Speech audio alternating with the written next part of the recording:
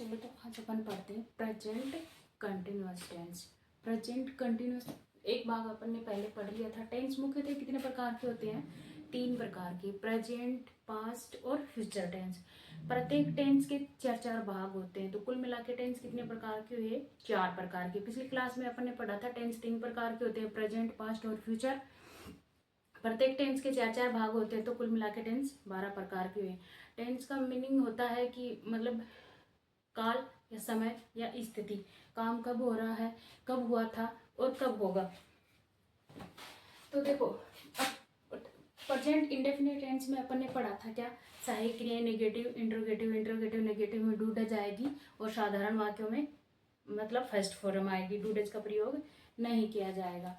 तो उसमें helping verb क्या थी? Do does. और मैन वर्ब की कौन सी फॉर्म? First form. उसी प्रकार से अपन इसमें पढ़ेंगे प्रेजेंट कंटिन्यूअस टेंस में क्या? कंटिन्यूटी, मतलब काम अभी क्या है? जारी है। कंटिन्यू है मतलब कंटिन्यू। कंटिन्यू मतलब लगातार। काम क्या है? लगातार जारी है, बीच में रुका हुआ नहीं है। कंटिन्यूटी में जो काम होता है वो प्रेजेंट कंटिन्यूअस टेंस में होता है। पहले कंटिन्यूटी में काम हुआ था वो क्या होगा? पास्ट में। आगे कंटिन्यूटी में होगा वो क्या होगा? फ्यूचर में। लेकिन होगा कौन सा? प्रोग्रेसिव में या कंटिन्यूअस में। इस कंटिन्यूअस टेंस को दूसरे अन्य किस नाम से जानते हैं? Progressive tense. कंटिन्यूअस का दूसरा नाम क्या है? Progressive tense.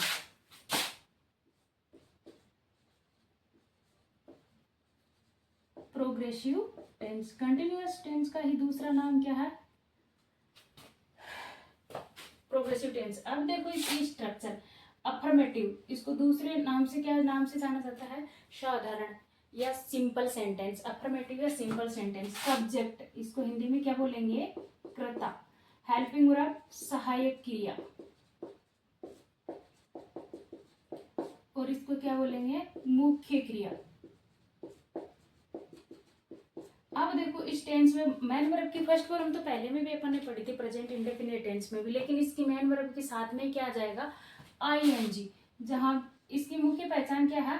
आईएनजी। आईएनजी के साथ में क्या आएगा? इज, एम और आर। आई किसके साथ आएगा? एम के साथ। इज किसके साथ आएगा? सिंगुलर के साथ। अब सिंगुलर क्या क्या होंगे? ही, सी, इट, या किसी का नाम, या किसी का नाम या नाउन, जो भी होते हैं वो क्या होते हैं? सिंगुलर होते हैं। आर ये किसके साथ आएगा? प्लूरल के साथ। प्लूरल में क्या होता है? वी, यू, दे, देम, ये क्या होते हैं? प्लूरल में होते हैं। आई के साथ, आई किसके साथ आएगा? एम के साथ आएगा। इज किसके साथ आएगा? सिंगुलर के साथ। जैसे ही, सी, इट या किसी व्यक्ति विशेष का नाम, उसके साथ में क्या आएगा? इज आएगा। और आर किसके साथ में आएगा? बहुवचन के साथ में आएगा। जैसे यू, वी, दे, ये सब क्या? हम सब लोग मिलकर आपस में क्या बने हुए हैं? संगठन बना हुआ है, तो हम क्या हो गए? बहुवचन। यू, तुम सारे बच्चे क्या हो? बहुवचन हो। वे सारे लोग क्या है? बहुवचन है। तो इस प्रकार से अब मुख्य क्रिया, मतलब मुख्य क्रिया की कौन सी फॉर्म आएगी? First form plus ING. और हेल्पिंग वर्ब इसमें कौन कौन सी आएगी? एज, एम और आर आएगी। एग्जाम्पल, जैसे मान लो कि मैं किताब पढ़ रही हूँ, अभी फिलहाल में क्या है? पढ़ ही रही हूँ। कंटिन्यूटी में क्या है? जा रही है। तो अपन क्या लिखेंगे? देखो ये आई है, तो आई के साथ क्या आएगा? एम। ये हेल्पिंग वर्ब लग गई। आई एम मैन वर्ब की first form, I am reading book. मैं क्या कर रही हूँ? किताब पढ़ रही हूँ। मैन वर्ब की फर्स्ट फॉर्म ये आ गई रीड, और आईएनजी भी अगर आई के साथ एम भी आ गया।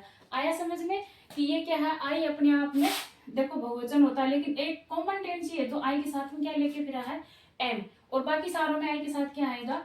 बहुवचन की वर्ब्स आएगी। अब नेगेटिव सेंटेंस, अब देखो इसी को अपन नेगेटिव बनाते हैं। सब्जेक्ट, फिर इज, आर, फिर नॉट, फिर मैन वर्ब की first form plus ING plus object. अब मैं किताब नहीं पढ़ रही हूँ, अब इसी को लेके चलेंगे, लेकिन जैसे सब्जेक्ट आएगा उसके तो बीच में क्या लगा देंगे? I am not reading book. मैं क्या नहीं कर रही?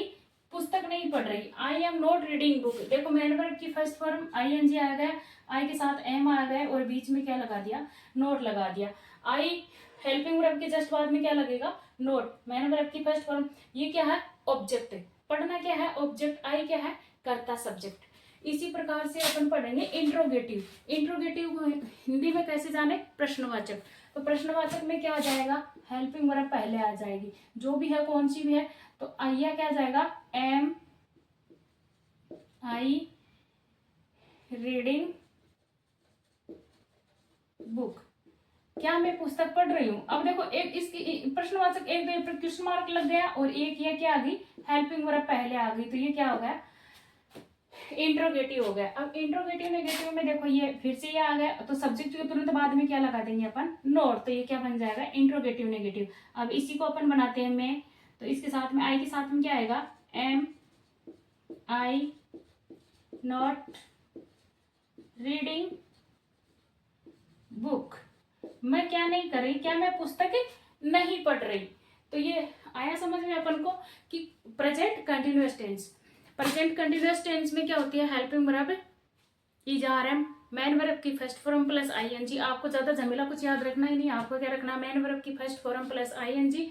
इज आर एम, इज किसके साथ आएगा, एक वचन के साथ, और आर किसके साथ आएगा, बहुवचन के साथ, और एम किसके साथ आएगा, आई के साथ। साधारण वाक्यों में क्या आएगा, subject plus helping verb plus main verb की first form plus ING plus object. जो बाद में भी और कुछ बच गया तो वो क्या आएगा, अंत में आएगा। नेगेटिव वाक्यों में क्या आएगा, स्ट्रक्चर सब्जेक्ट और हेल्पिंग वर्ब के तुरंत बाद में क्या लगा देंगे अपन, नोट लगा देंगे। इंट्रोगेटिव में क्या आ जाएगा, हेल्पिंग वर्ब पहले आ जाएगी, फिर सब्जेक्ट आ जाएगा, फिर अगर इंट्रोगेटिव नकारात्मक नहीं है, प्रश्नवाचक ही है ओनली, तो उसमें क्या लगा देंगे हम, हेल्पिंग वर्ब, फिर सब्जेक्ट, फिर मैन वर्ब की फर्स्ट फॉर्म प्लस ऑब्जेक्ट।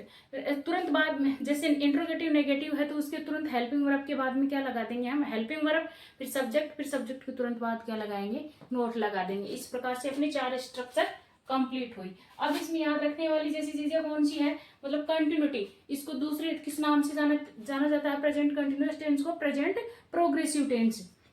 मतलब कंटिन्यूटी में कोई काम जारी है, मतलब काम का लगातार जारी रहना ही क्या है, प्रेजेंट कंटिन्यूअस टेंस। अन्य दूसरा नाम है प्रोग्रेसिव टेंस। इस ये दूसरे नंबर का टेंस है। आया समझ में।